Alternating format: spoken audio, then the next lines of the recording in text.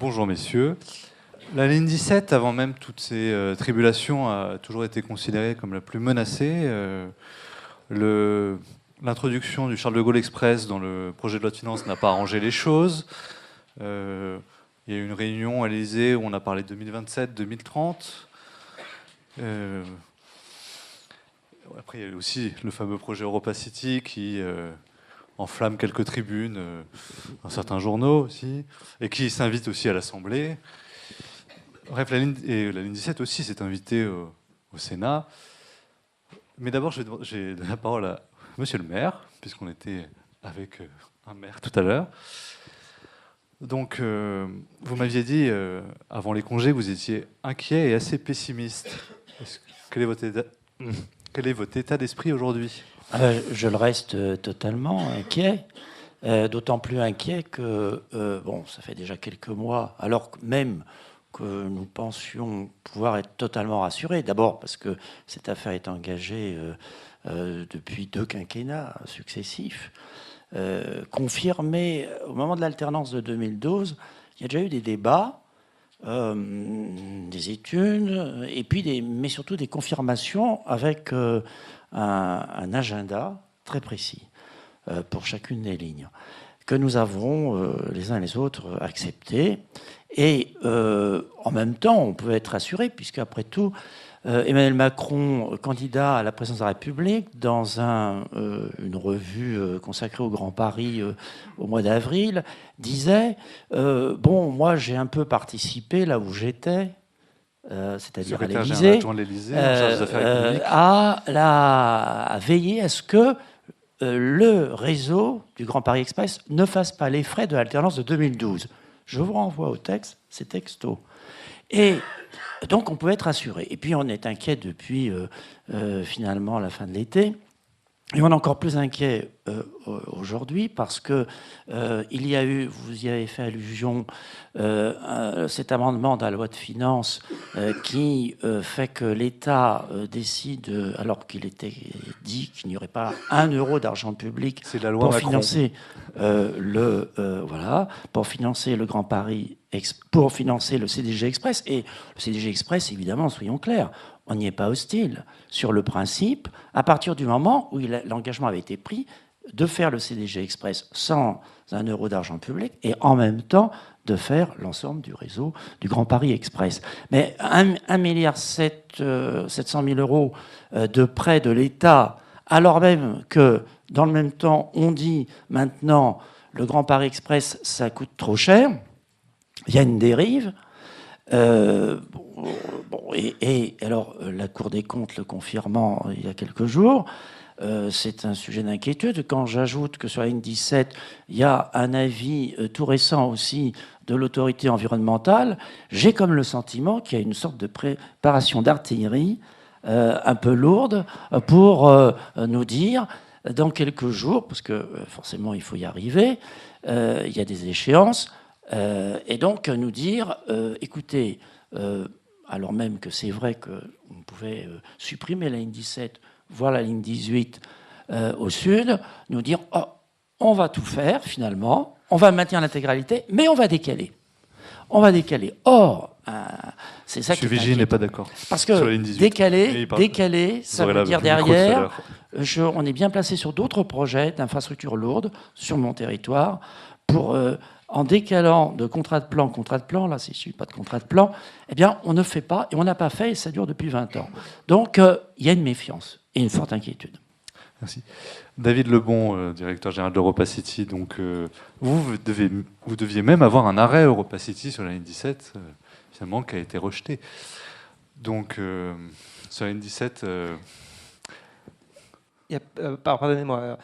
D'abord, il n'y a pas d'arrêt Europa City, il y a l'arrêt dans une ZAC qui est portée par l'État, Grand Paris Aménagement, sur la commune de Gonesse, dans l'intégralité de la commune de Gonesse.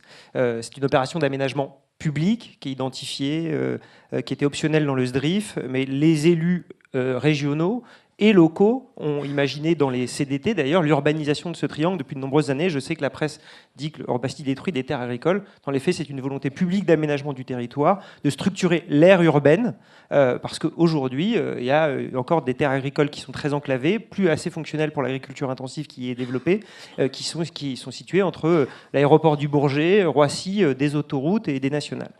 D'abord, première chose, donc il n'y a pas d'arrêt Europacity. Europacity est un preneur d'une ZAC de l'État, comme des tas d'autres preneurs viendront, et nous l'espérons, parce qu'il y a un enjeu de développement économique pour le territoire. Ce que je voudrais dire sur cette ligne 17, ce qui me semble intéressant, et c'est d'ailleurs la symbolique des intervenants, c'est une ligne qui traverse 2 départements. Le département du Val-d'Oise et le département de la Seine-Saint-Denis. Les élus de Seine-Saint-Denis présents ont parlé de caractéristiques sociologiques des habitants de Seine-Saint-Denis, un dynamisme culturel, une jeunesse. L'Est du Val-d'Oise connaît exactement la même réalité sociale, économique que la Seine-Saint-Denis. Et la symbolique de cette ligne, au-delà de son intérêt de développement pour le Val-d'Oise, c'est qu'elle relie des départements qui ont été divisés administrativement parlant, qui ont des dynamiques économiques qui sont parfois concurrentes et perçues comme cela. Et l'intérêt d'une ligne de métro comme celle-ci, c'est qu'elle relie le territoire du Bourget, son dynamisme, son ambition, portée par ses élus locaux, et l'ambition de ceux qui sont finalement de l'autre côté de la frontière administrative et qui, dans le temps administratif de ce pays, n'ont pas eu souvent le temps de dialoguer. Et l'objet de dialogue est d'intérêt commun. Donc je pense que cette ligne a un intérêt qui est aussi celui-ci. Elle a un autre intérêt qui est qu'elle doit desservir l'aéroport international, la porte d'entrée internationale de la France qui est Roissy-Charles de Gaulle. Ça a été dit tout à l'heure, ça a été aussi rappelé par Tony Estanguet il y a quelques jours dans le cadre de la candidature des Jeux Olympiques. Comment imaginer que la France puisse accueillir un grand événement comme les Jeux Olympiques sans avoir une liaison en métro qui relie l'aéroport aux grands sites. Et les grands sites, je suis désolé de le dire, mais il y a le village des médias du Bourget, voilà. Il y a le village olympique, il y a le Stade de France, et cette ligne permet de desservir l'intégralité de ces équipements. Imaginez pour la candidature de la France, de mettre les journalistes au village des médias du Bourget de Duny, de les transporter en navette, en bus, parce que c'est ça qui va se préparer, en bus, pour les emmener jusqu'à la ligne 16, si elle arrive à temps, pour qu'après ils puissent aller au Stade olympique. Vous pouvez être à peu près certain que les articles qui vont être faits sur la candidature olympique ne vont pas être très très bons.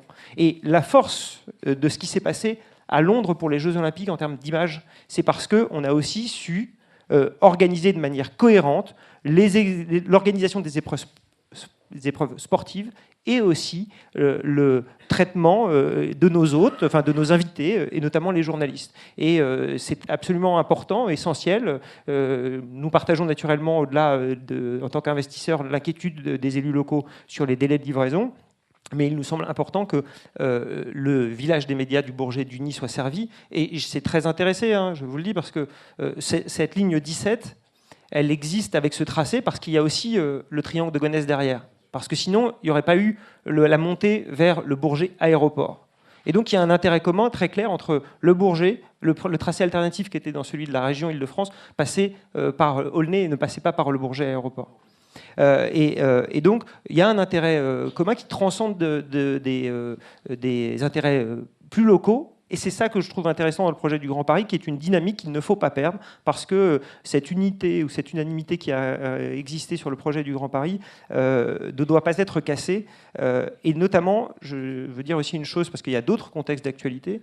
Il y a une décision qui a été prise par le gouvernement il y a quelques jours sur l'aéroport de Notre-Dame-des-Landes. On ne peut pas dire d'un côté, la situation s'est enlisée, a pris trop de temps pour faire quelque chose, et c'est ce qui a expliqué qu'on n'a pas pu faire, et rajouter des délais.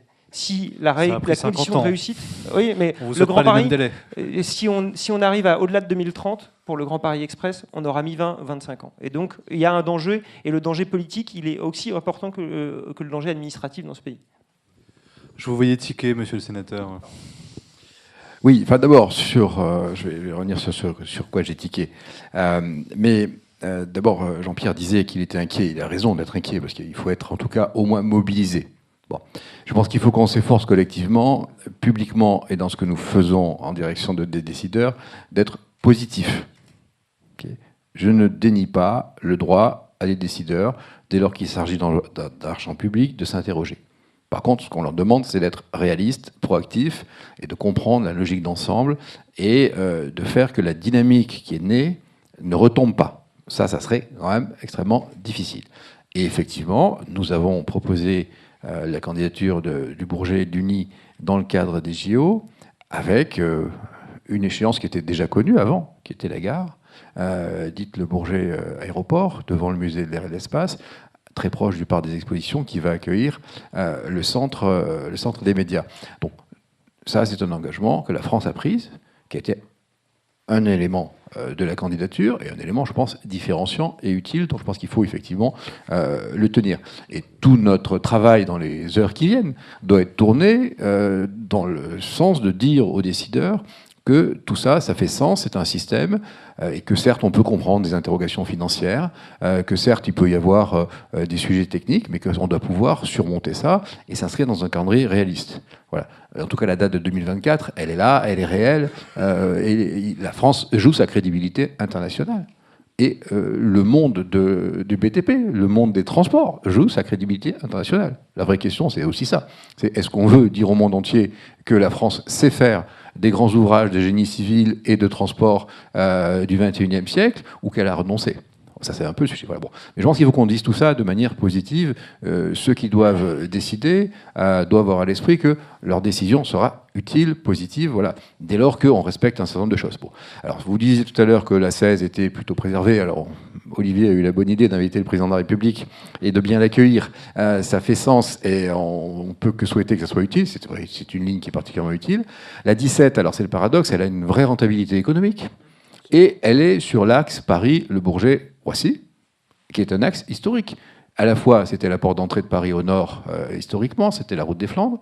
Et puis ensuite, c'est ce qui nous relie au premier aéroport d'affaires d'Europe, et ensuite au premier aéroport français, et sans doute au premier d'Europe, je disais tout à l'heure, depuis que le Brexit est passé par là.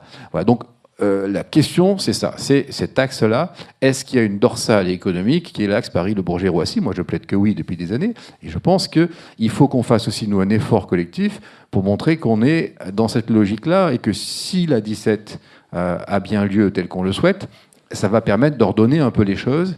Et il faut travailler cette dimension-là, cet axe-là, collectivement. Alors là où je tique simplement, c'est que je pense qu'on ne peut pas inverser les rôles non plus et penser qu'Europa City a fait que la ligne est passée par là. Bon, ok, oui, enfin, Triangle de Gonesse ou Europa City, enfin, n'inversons pas les sujets non plus, soyons positifs collectivement et ayons un langage commun en direction des décideurs. C'est pas l'heure de morceler les propos. Voilà, donc, bon. Mais moi, je pense que cette ligne-là, elle a du sens économique, c'est sans doute celle qui a le plus de sens au plan strictement économique. Et donc, elle est, de ce point de vue-là, extrêmement nécessaire. Alors, après, la question qui va venir, c'est celle que pose Jean-Pierre, c'est celle du phasage, effectivement. Okay. Voilà, ça, je ne sais pas, mais rendez-vous 2024, il faut vraiment impérativement le tenir. Sinon, la France renonce à ce qu'elle est. Hein. Elle est une puissance de transport. Justement, monsieur le maire, entre Triango, le projet d'Inventons la métropole, Europa City, nous avons le représentant ici, le terminal en construction à l'aéroport de Roissy-Charles de Gaulle. Il y a beaucoup de choses qui se passent chez vous.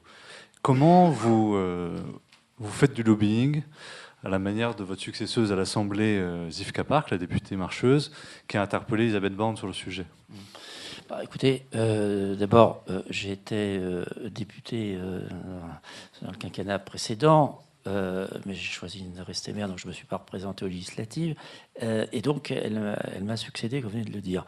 Bon, c'est bien qu'il y ait un consensus sur cette question. Comme il y a un consensus entre tous les élus, de gauche et de droite, depuis très longtemps sur le territoire. Parce qu'on ne peut pas toujours parler des territoires de banlieue, d'abord en termes de territoire de servitude, ou en termes de compassion, en leur promettant simplement des emplois francs et en leur refusant, au bout du compte, ou en retardant peut-être des projets promis depuis, je le redis, 10 ans.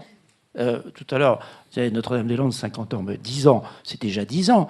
Et ces projets, ils sont à maturité, parce que ce n'est pas uniquement la question des lignes. C'est essentiel pour toutes les raisons qu'on a indiquées, les mobilités, mais c'est aussi essentiel pour l'attractivité de ces territoires. Le Grand Paris que nous voulons imaginer pour ce siècle, c'est un Grand Paris multipolaire, avec des pôles comme on parlait de Clichy tout à l'heure, le triangle de Gonesse également, c'est-à-dire finalement, aujourd'hui, on vient à Gonesse où on passe par Gonesse éventuellement pour aller prendre l'avion.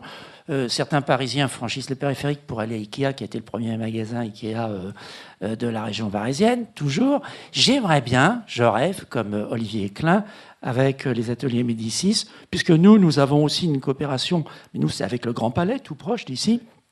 Et nous avons des ateliers avec le Grand Palais. Et demain, dans le programme Europa City, il y a aussi un programme d'équipement culturel essentiel et qui sont des marqueurs comme la Villa Médicis pour Clichy et dans tout ce nord-est francilien, parce que globalisons, entre l'est du Val d'Oise et la Seine-Saint-Denis, ce sont des territoires de périphérie avec les mêmes problématiques, les mêmes réalités sociologiques, les mêmes problématiques sociales, la même fracture territoriale en Île-de-France, et donc on a besoin d'attractivité pour le développement économique, pour le développement culturel et humain.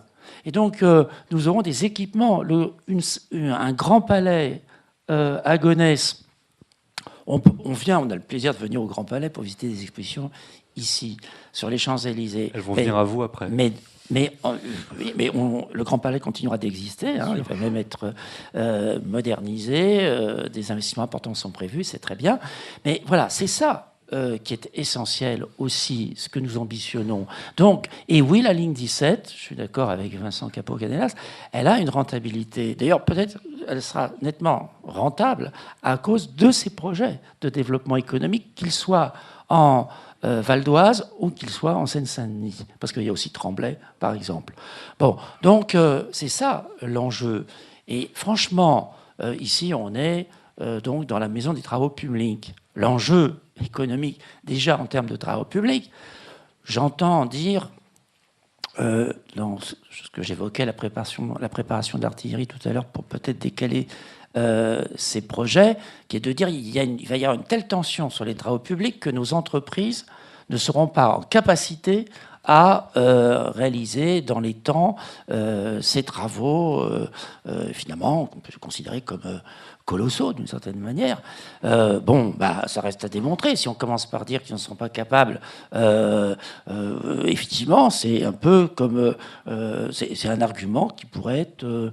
c'est ce qu'on entend venant de Bercy, d'ailleurs. Hein, et si dans quelques jours, c'est ça qu'on avance comme argument, ce serait quand même assez désolant. David Lebon, la métropole du Grand Paris, bon, certes, on ne monte pas jusqu'aussi haut, mais vient de lancer une action contre la dévitalisation des centres-villes. Vous-même, le gouvernement vous accuse de tuer les commerces de proximité. Est-ce que vous... Pas le gouvernement. Aussi. Certains membres du gouvernement. J'attends la réunion interministérielle sur le sujet. Et alors, parlez-nous un peu de l'emploi, du coup, aussi, parce que c'est un sujet qu'on a évoqué tout à l'heure. Mais c'est très lié, l'emploi, et ça a été justement dit tout à l'heure, c'est très lié à la dynamique aussi culturelle. Ça fonctionne de la même manière. Aujourd'hui, le Val d'Oise et la Seine-Saint-Denis, parce que c'est le cas des deux départements, sont les deux départements les plus jeunes de France métropolitaine. D'ailleurs, le Val d'Oise, devant la Seine-Saint-Denis depuis 2 ans, on dit souvent la Seine-Saint-Denis qui a une meilleure communication que le Val d'Oise sur le sujet, mais les deux départements les plus jeunes de France métropolitaine. Des départements dans lesquels la création de richesse est assez complexe. Ça a été aussi dit tout à l'heure. Je voudrais juste vous dire une chose qui explique aussi le schéma d'ensemble du réseau du Grand Paris Express. Métropole, ville-monde, croissance économique similaire à celle des autres villes-monde, en presque 10%, 7-8% par an, une croissance d'emploi beaucoup plus faible qu'ailleurs dans le monde, 2 à 2,5% par an. Pourquoi ? Parce que, ça a été aussi dit, une densité urbaine beaucoup trop forte. Donc des contraintes physiques pour accueillir des projets qui développent beaucoup d'emplois. C'est pour ça que le schéma de transport de la métropole a identifié des territoires liés au développement économique, et le long de la ligne 17, ce n'est pas une ligne qui traverse, à part sur la partie Seine-Saint-Denis, des zones densément habitées, mais sur la partie Triangle de Gonesse et sur Villepinte, des zones qui sont identifiées pour accueillir des grands projets. Je tiens à le dire, tous les grands projets ne sont pas inutiles. La France n'est pas devenue un grand pays avec des petits projets. Ces zones, avec Paris-Saclay au sud, ont été identifiées pour permettre d'accueillir des projets en capacité de développer un nombre d'emplois importants. ce qui est le cas du triangle de Gonesse. Le triangle de Gonesse, c'est à peu près 50 000 emplois qui sont développés. Dans le cadre du projet EuropaCity, c'est 10 000 emplois selon les études de la Commission nationale du débat public, donc des études indépendantes. Et donc ces emplois, pourquoi est-ce qu'ils sont intéressants dans le cadre du Grand Paris Express? Ça a été dit tout à l'heure pour les trajets domicile-travail, mais il y a une autre réalité du territoire du nord-est francilien, qui est que les emplois qui ont été historiquement développés sur cet axe sont des emplois liés à l'industrie et au métier de l'aéronautique. Et les métiers de l'industrie, contrairement à l'image qu'on peut avoir d'un ouvrier sur sa chaîne, sont des métiers qui nécessitent des qualifications. Et donc il y a un gap entre le niveau de formation des habitants du nord-est francilien et les emplois industriels qui y sont développés historiquement. Et l'enjeu en termes d'aménagement du territoire, c'est de pouvoir accueillir des emplois de service. Et là, on rejoint les questions de dynamisme culturel. On rejoint aussi la question de la réalité sociologique. Ça a été dit tout à l'heure, mais le monde est déjà présent dans le Val d'Oise et en Seine-Saint-Denis. Le nombre de communautés qui existent, le nombre de langues parlées. Et donc, développer des emplois de service avec un niveau de qualification, avec un gap moins important entre ce qui est celui des habitants et les emplois développés est un enjeu majeur. C'est pour ça que la puissance publique a décidé d'urbaniser le triangle de Gonesse et d'y accueillir des équipements de loisirs, de culture et de commerce, qui est le cas du projet EuropaCity. Et l'enjeu, c'est majeur, c'est de permettre l'adaptation des emplois développés aux habitants du territoire pour qu'on évite les trajets domicile-travail. Et l'engagement d'ailleurs des entreprises, c'est de participer aux côtés de la puissance publique à sa place, de mettre des moyens supplémentaires pour que ces emplois puissent être pourvus par les habitants. Et parce que l'enjeu fondamental, dans cette banlieue que les gens méconnaissent, et je vous encourage, je suis sûr que beaucoup de gens dans cette salle la connaissent, mais la vision qui est donnée médiatiquement de cette banlieue et montre que les journalistes, eux, peut-être ne franchissent pas assez le périphérique. L'enjeu, faut aller à Ikea. L'enjeu, c'est de créer de la richesse sur ces territoires qui sont des territoires de passage aujourd'hui. Et donc, de créer des investissements et d'accueillir des investissements. Et pour accueillir des investissements, il faut de la visibilité. Il faut de la constance dans la parole de l'État ou des collectivités locales. Parce que sans constance, les investisseurs, ils investissent de l'argent privé, à risque. Et sans constance de la parole de l'État, eh bien, la dynamique d'investissement, qui est celle du Grand Paris. On a parlé de 100 milliards tout à l'heure, mais sur la ligne 17, c'est un peu plus de 12 milliards d'euros qui sont programmés en termes d'investissement privé, d'argent privé, pour une ligne qui va coûter 1 milliard. 12 milliards. C'est pas le plus mauvais des ratios des lignes du Grand Paris Express, loin de là, c'est le meilleur. Eh bien, on a besoin d'avoir de la visibilité. Et je le redis dans la question que j'ai posée tout à l'heure, l'inquiétude qui est la nôtre, elle est très simple. Les aléas de chantier existent. On a eu des engagements 2024. Les collectivités se sont mobilisées sur cette date. Aujourd'hui, on va nous annoncer la semaine prochaine 2026, puisque Elisabeth Borne n'en a pas fait mystère dans une audition au Sénat cette semaine. Et avec les aléas de chantier, ça va être 2027, 2028, 2029. Si la France n'est pas capable, et je rejoins les propos de monsieur le sénateur, qui sont très forts, la France doit être en capacité d'accueillir et de développer des grands projets comme ceux du Grand Paris et des grands projets d'investissement qui sont connexes, parce que la France n'est pas condamnée à regarder le monde accueillir des investissements importants et à voir que le monde change ailleurs et que rien ne change ici. Donc je pense que la collectivité représentée ici, mais tous les acteurs du Grand Paris sont extrêmement mobilisés sur ce sujet. Et naturellement que le gouvernement a raison de revoir, et c'est son rôle, c'est sa légitimité, bien sûr, c'est évident. Et donc il a raison de revoir les choses. Il a aussi raison d'écouter les acteurs qui sont déjà mobilisés depuis 10 ans pour que le travail engagé, l'énergie mobilisée ne soit pas gâchée. Merci messieurs.